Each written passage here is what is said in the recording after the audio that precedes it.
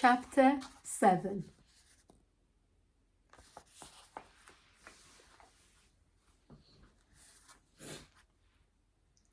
When Mum arrived at the local market, she was overwhelmed with the hustle and bustle. Shoppers were negotiating prices for their goods in loud voices and with their arms flailing everywhere. The deafening honking of horns from motorbikes and cars trying to squeeze through the impossibly narrow lanes made Mum step as far back from the pavement as she could. At the market, she marvelled at the bright purple stalks of shiny aubergines, dark green courgettes, sherbet orange from the piles of oranges and clementines, and all the food smells mixed in with fumes of cigarette smoke. She decided to have a coffee at one of the local cafes in the market and chose a seat right at the back where it was quieter, but could still observe the energy of the hurly-burly at this busy market. As she sipped her coffee, she thought back over the years that she had raised her children and the different challenges, the frustrations in dealing with Alex's ADHD, the doctors, consultants, specialists, and even mental health counselors they visited. Each had their own advice and their own list of exercises, techniques, and medication. She then thought of Nana Grace's words. Were she and Alex's dad trying to change Alex? Were they missing out on his gifts and beautiful personality among the busyness of trying to fix him? The conviction hit her hard and tears started to roll down from her eyes. She loved Alex with all her heart, but suddenly became aware that she was inclined to tell him off more often than she was ready to encourage, reward, or praise him. She had fallen into bad habits too, and now, on this holiday, her son had fallen in love with this little dog. His compassion overruled any logic about how Poppy could even go home with them or the cost of the journey. His heart wanted to save this dog, and that's all there was to it. Instead of seeing his compassion and need for a furry friend, she had been stern and strict and determined not to let the dog soften her own heart. After all, she had been telling the family for years that if they ever got a dog, it had to tick all her boxes. It couldn't molt, yelp, jump up and down on people.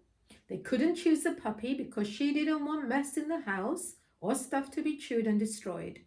It had to be a rescue dog from a shelter, already vaccinated and neutered and assessed for suitability with children. Mum shuddered, realizing how unwavering she had been at her impossible list and at the grace shown to her by the family who knew there would never be a dog that fitted all those requirements. Now here they were with a little rescue stray puppy, all the opposites of her list, yet this little dog had made its way into Alex's heart and was slowly making its way into the hearts of the whole family. But even if she relented and wanted to take the puppy back to England, how on earth were they going to find the money to do it? And with so many shelters back in England full of beautiful, wonderful dogs needing homes, were they even justified in taking a dog from this country back to theirs? With all that in her mind, she was determined to let things take their course. If this puppy were meant to go back to England, she wouldn't stand in the way, but somehow she knew it would take a miracle. Later, back at the apartment, Mum called a family meeting. Everyone was nervous, as it usually meant someone was in trouble or a new decision needed to be made.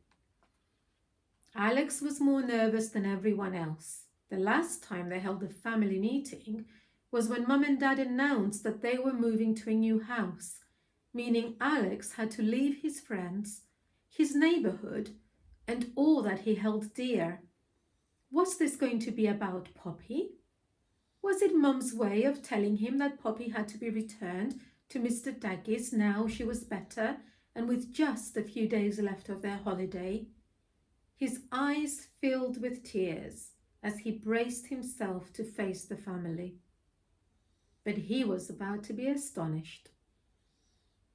During the meeting, Mum explained she had been a bit harsh in giving out a huge list of prerequisites that a potential dog should fulfill in order to be adopted into their family, and that maybe the dog for them had made its way into their lives without them even realizing. At that, every mouth in the room was left open. They could hardly believe what Mum was saying. Mum, are you actually saying that we can keep Poppy? Alex asked, his eyes huge like saucers. Well, not exactly. Well, sort of, Mum hesitated. The problem, Alex, is that it's near impossible to get her to England. You see, there are rules and laws we must abide by to get her there, and this costs money. But what I'm saying is that I'm willing to make inquiries to see if it's even a possibility. Please, though, don't get your hopes up. It's a long shot, and it wouldn't harm trying to get the word out there for any possible homes for her locally. Alex didn't even hear the last sentences. He decided that Poppy was going back with them and he would do everything in his power to get her home. He jumped out of his seat and launched at his mum, giving her the biggest, tightest hug in what seemed like years. Thank you, Mummy, Alex whispered as he nestled his head in her chest. Surprised, Mum kissed him on the head as tears rolled down her cheeks. It had been a very long time since he called her Mummy, and it felt good. The following day, Mum set to work. Dad was still not convinced. They had achieved this holiday on a very tight budget, and there was just no extra money to get Poppy to England, no matter how much the family had grown to love her. But Mum was determined, and she visited the local internet cafe and searched online for companies that transported dogs to England. Several calls later, disheartened, she headed back to the apartment to report the bad news. The cost is too high, guys. We would need to drive Poppy to Athens, which is 6 hours from here. This means hiring a car, and they're not cheap. We need a special crate for her that will cost at least €130, and then we need to get her on the flight to England and return here for our own flight from the local airport. But what's worse is this. The flight is €1,000. We just don't have that kind of money. Not to mention that we would have to arrive home and drive to London to pick her up, which is 5 hours from our house, and I am not sure our old car would cope. Alex's heart sank. Well, there has to be another way then, Nana Grace piped up. What about animal welfare charities? Our neighbour adopted a dog from Spain not that long ago. How did they get the dog over to England? Good point, Nana, Mum said. I'll go back to the internet cafe and do some more research. I'll meet you all at the beach as soon as I can. A couple of hours later, Mum came up the path that led to the sunbeds where Dad, Nana Grace and the children were relaxing. They left Poppy resting in the apartment so as not to get sand in her wound.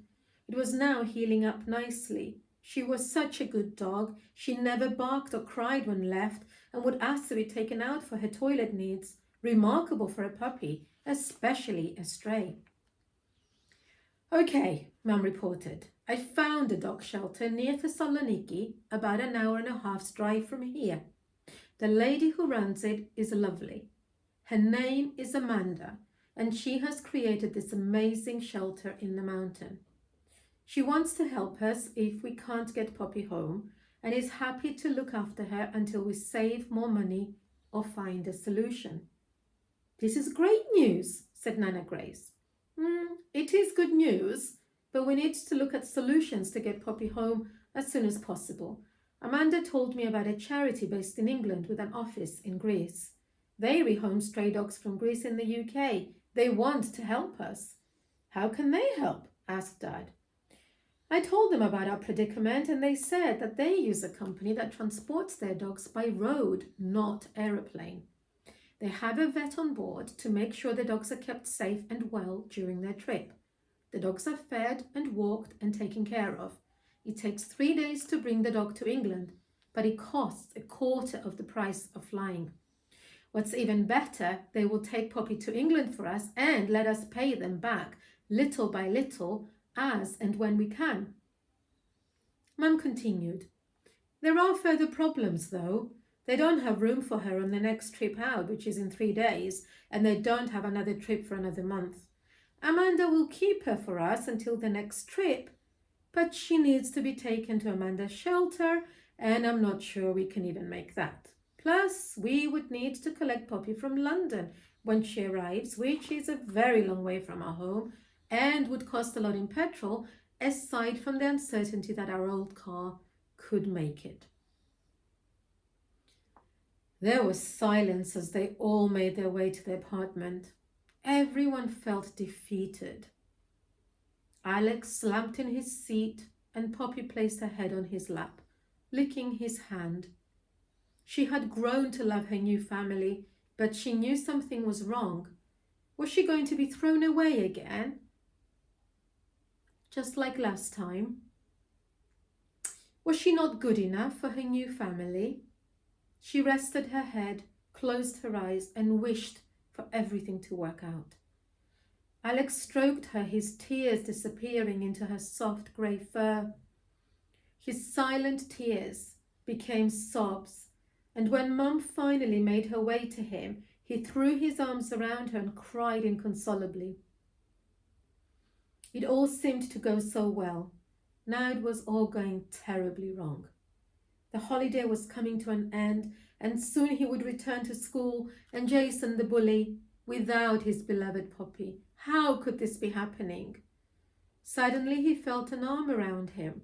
He turned to see Isabel, handing him her favourite stuffed rabbit toy, the one she had loved and held since she was born 6 years before.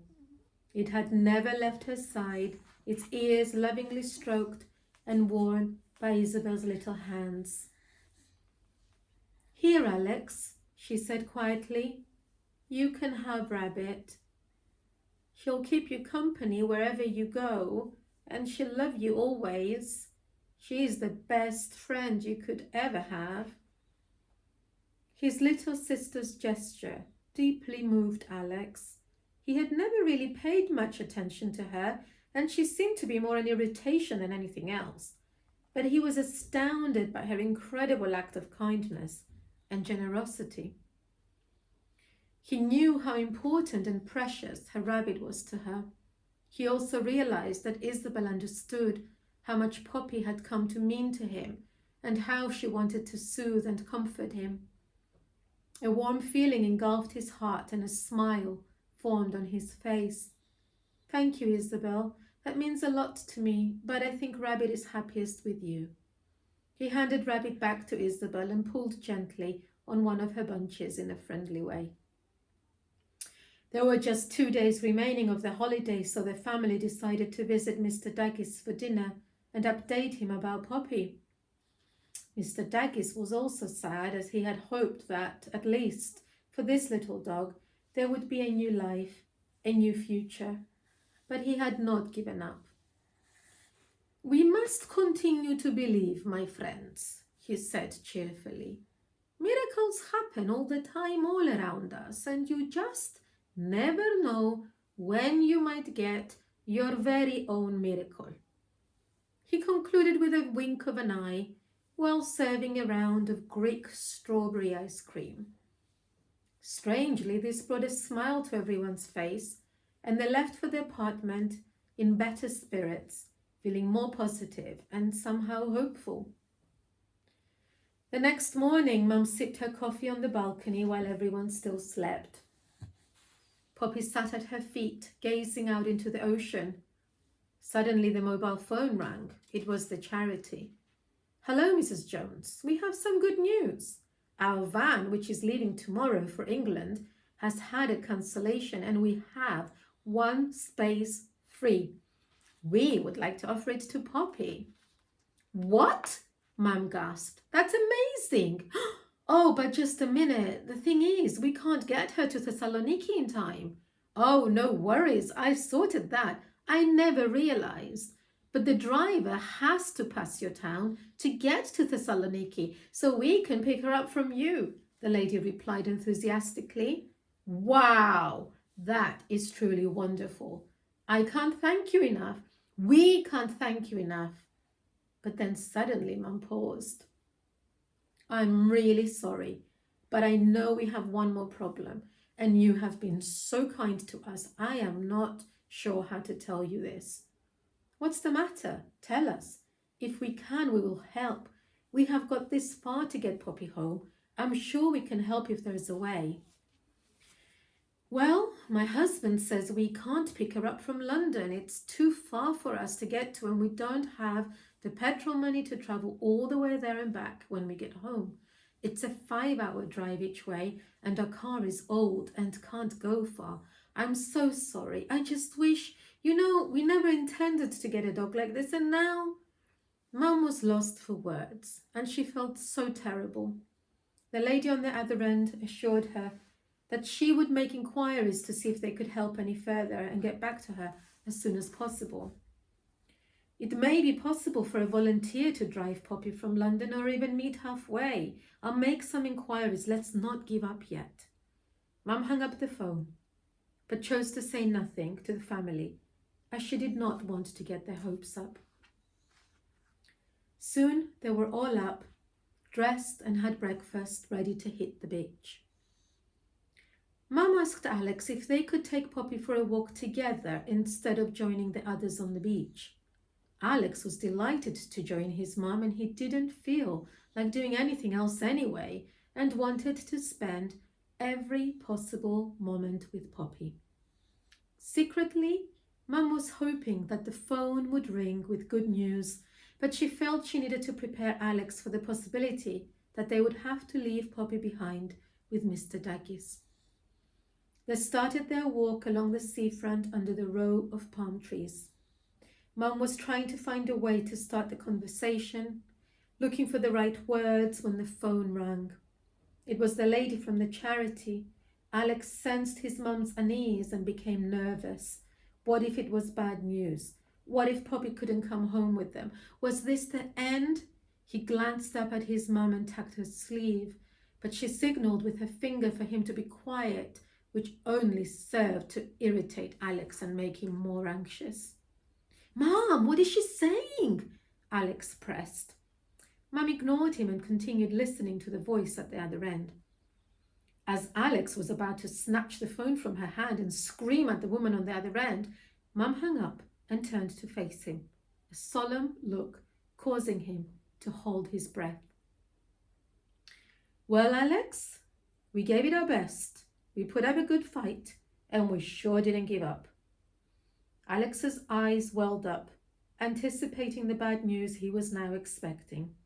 "And it was all worth it," Mum squealed, jumping up and down. "Poppy is coming home. Our family has now officially grown by one. Poppy can leave tomorrow, and the charity will bring her near to our home as their final destination. The vet on board the van lives 15 minutes from our house. What are the chances of that happening?" Alex stood numb, trying to take it all in. Mum continued, "And once we're back, they will send one of their volunteers to come and visit us to make sure Poppy's settled in and we're informed of all that she needs to be happy and well cared for." Mum was now crying, the relief evident on her face. She grabbed Alex and squeezed him so tight he too burst into tears, almost unable to believe that finally everything had fallen into place. Poppy was coming home, and everything they went through had worked out in the end. Poppy watched the scene and began jumping on Mum and then Alex, rejoicing at their joy as if she understood. She now had her forever family and would never know hunger or fear again.